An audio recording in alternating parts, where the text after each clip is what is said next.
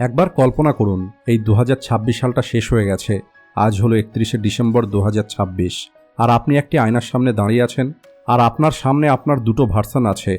প্রথম ভার্সন, যে ভার্সনটা আপনার চোখের দিকে তাকাতে পারছে না, যে ভার্সনটা নিজের সারাটা বছর নষ্ট করে দিয়েছে, যার মধ্যে কোনো রকমের পরিবর্তন নেই, যার মধ্যে আজও ওই একই হ্যাবিট, একই এক্সকিউজ এবং একই রকমের জীবন আছে, যা 2026 সালের শুরুতে ছিল।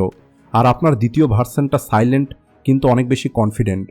এই ভার্সনটা অনেক বেশি ডিসিপ্লিন, মানুষকে রেসপেক্ট করে, যে নিজের পাস্টকে নিজের স্ট্রেংথ তৈরি করে নিজের লাইফে গ্রেটেস্ট কামব্যাক নিয়ে এসেছে। আর এখন আপনিই বলুন, আপনি আপনার কোন ভার্সনটা দেখতে চান? আর যদি আপনি প্রথম ভার্সনটাকে বেছে নিয়েছেন, তাহলে আপনি এখন এই ভিডিওটা স্কিপ করে যেতে পারেন। কিন্তু যদি আপনি দ্বিতীয় ভার্সনটাকে বেছে নিয়েছেন, তাহলে কংগ্রাচুলেশন, আপনি 50% গেম এখানেই জিতে গেছেন। কারণ আপনার ভিতরে নিজেকে পরিবর্তন করার ওই ইচ্ছাটা আছে, যা 90% মানুষের মধ্যে থাকে না। আর এই কারণেই আজকের এই ভিডিওতে আমি আপনাদের ওই 4টি রুলস বলবো, যা এই 2026 সালে আপনার লাইফে গ্রেটেস্ট কামব্যাক করতে এবং আপনার ওই সেকেন্ড ভার্সনের সঙ্গে দেখা করতে সাহায্য করবে। Rule number 1, no one is coming to save you.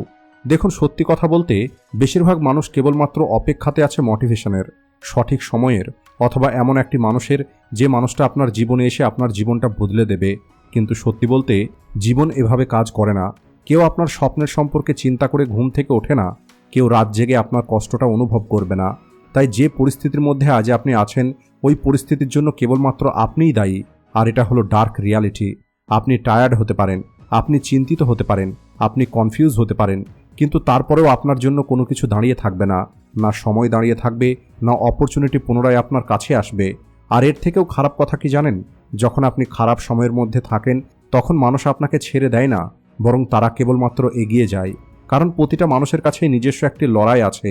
আর এই কারণে আপনাকে এই সত্যিটা অ্যাকসেপ্ট করতে হবে যে নোবডি ইজ কামিং। কারণ যে মুহূর্তে আপনি এই কথাটাকে অ্যাকসেপ্ট করে নেন, ওই মুহূর্তে আপনার ভিতরে পাওয়ারফুল কিছু হয়। কারণ আপনি আশাতে থাকা, অপেক্ষা করা এবং এক্সপ্লেন করাটা বন্ধ করে দেন, যে কারণে আপনার জীবনের সম্পূর্ণ কন্ট্রোলটা আপনার হাতে চলে আসে আর আপনি রেসপন্সিবিলিটি নেওয়া শুরু করে দেন। Rule number 2, discipline is not hard. আপনার হয়তো মনে হয় ডিসিপ্লিন হলো অনেক বেশি কঠিন, তাহলে বলি এটা সত্যি নয়। বরং ব্রোক হওয়াটা হলো অনেক বেশি কঠিন, ইগনোর হওয়াটা হলো বেশি কঠিন, বছরের পর বছর নিজের জীবনকে একই রকমভাবে দেখাটা হলো কঠিন। কিন্তু ডিসিপ্লিন আপনার কেবল এই কারণে হার্ড মনে হয় কারণ ডিসিপ্লিন আপনাকে পেন ফিল করাবে। কিন্তু আপনাকে মনে রাখতে হবে, এই জীবন আপনার ওই পেনকে কখনোই শেষ করবে না, বরং এটা কেবলমাত্র সময় পরিবর্তন করবে। হয় আপনি আজ এই পেনটাকে ফিল করবেন, অথবা কাল আপনি ফিল করবেন। আপনাকে ডিসিপ্লিনের জন্য পেন ফিল করতেই হবে। এছাড়া ডিসিপ্লিনের জন্য কোনো মোটিভেশনের প্রয়োজন নেই। ডিসিপ্লিনের জন্য কেবল প্রয়োজন হলো হোয়াই, অর্থাৎ আপনি নিজেকে কেন ডিসিপ্লিন তৈরি করতে চান। আর যদি আপনার হোয়াই দুর্বল হয়, তাহলে আপনার সব কিছু অপশনাল মনে হবে। কিন্তু যদি আপনার ওই হোয়াই স্ট্রং হয়, তাহলে তখন আপনার সব কিছু সহজ মনে হবে। আর এই কারণেই ফাইন্ড ইওর হোয়াই, যা আপনাকে প্রতিদিন ডিসিপ্লিন থাকতে সাহায্য করবে। আর আপনি আপনার হোয়াইটা খুঁজে আপনার মোবাইলের ওয়ালপেপারে সেট করে রাখুন, যাতে সেটা সবসময় আপনার চোখের সামনে থাকে আর আপনার সমস্ত এক্সকিউজগুলো দূর হয়ে যায়। কারণ আপনি আনডিসিপ্লিন ততক্ষণই থাকতে পারবেন যতক্ষণ পর্যন্ত আপনার কাছে ডিসিপ্লিন হবার জন্য একটা স্ট্রং রিজন না থাকবে। Rule number 3, stop day dreaming. আপনি নোটিশ করেছেন, কখনো কখনো আপনার ভিতরে মোটিভেশন থাকার পরেও আপনি কাজ করতে পারেন না। আর এর পিছনের কারণটা কি জানেন? এর কারণটা হলো ডে ড্রিমিং। অর্থাৎ আপনি আপনার ফিউচার, আপনার রেসপেক্ট এবং আপনি আপনার গ্লো আপকে সবসময় ইমাজিন করতে থাকেন। আর এর ফলে আপনার সমস্ত এনার্জি এই সব কিছুর পিছনেই শেষ হয়ে যায়, আর আপনি কোনো কিছু না করেই টায়ার্ড ফিল করেন। কিন্তু এর অর্থ এটাও নয় যে আপনি ইমাজিনেশন করাটাই বন্ধ করে দেবেন। আপনাকে কেবল ইমাজিনেশন এবং ভিজুয়ালাইজেশনের মধ্যে পার্থক্যটা বুঝতে হবে। ভিজুয়ালাইজেশন হলো দিনের একটি সিলেক্টিভ টাইমে যখন আপনি আপনার ফিউচার এবং আপনার সাকসেসকে ডিপলি ইমাজিন করবেন। এটা আপনার ইউনিভার্সাল অ্যাট্রাকশনকে বাড়াবে এবং আপনার সাকসেসকে আপনার প্রতি অ্যাট্রাক্ট করবে। কিন্তু যখন এটা সারাটা দিন হতে থাকবে, যার ফলে আপনি আপনার কাজ সঠিকভাবে করতে পারবেন না, তাহলে বুঝে নেবেন এটা হলো ডে ড্রিমিং। আর এর সমাধান কি? তাহলে বলি, আপনাকে দিনের যে কোনো একটি সময়কে বেছে নিতে হবে কেবলমাত্র এই ভিজুয়ালাইজেশনের জন্য। আর ওই সময়টা 10 থেকে 15 মিনিটের বেশি নয়। ওই সময় আপনি শান্তভাবে বসে অথবা কোনো মোটিভেশনাল ভিডিও দেখে অথবা কোনো মোটিভেশনাল মিউজিক চালিয়ে আপনি আপনার সফলতাকে ডিপলি ইমেজিন করবেন। আর বাকি সারাটা দিন ওই সাকসেসকে রিয়ালিটি তৈরি করার জন্য কাজ করতে হবে। এমনটা করার ফলে আপনি এক তীরে দুটো নিশানা ভেদ করতে পারবেন।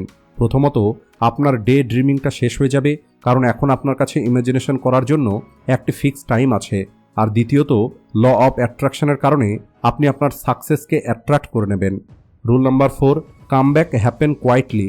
দেখুন, আসল কামব্যাক চিৎকার করে না, আর এই কারণে আপনাকে একদম শান্ত থাকতে হবে।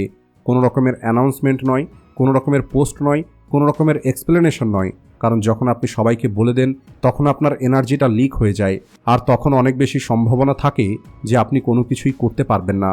আর এই কারণেই এই 2026 সালে ফালতু জায়গা যেমন পার্টি করা, কমফোর্ট জোন এবং আর্গুমেন্ট থেকে নিজেকে দূর করে রাখুন, আর নিজেকে রিবিল্ড করার উপরে মনোযোগ দিন। এর কারণ হলো, when comeback happens it's all worth it. আর এখন যদি আপনার ভয় লাগছে, তাহলে আপনিও বাকি 99% মানুষের মতো পুনরায় স্ক্রল করা শুরু করতে পারেন। কিন্তু যদি আপনি রেডি থাকেন নিজেকে পরিবর্তন করতে, তাহলে কমেন্টে লিখুন আই উইল কাম ব্যাক এবং আজকের তারিখ লিখে দিন। All the best.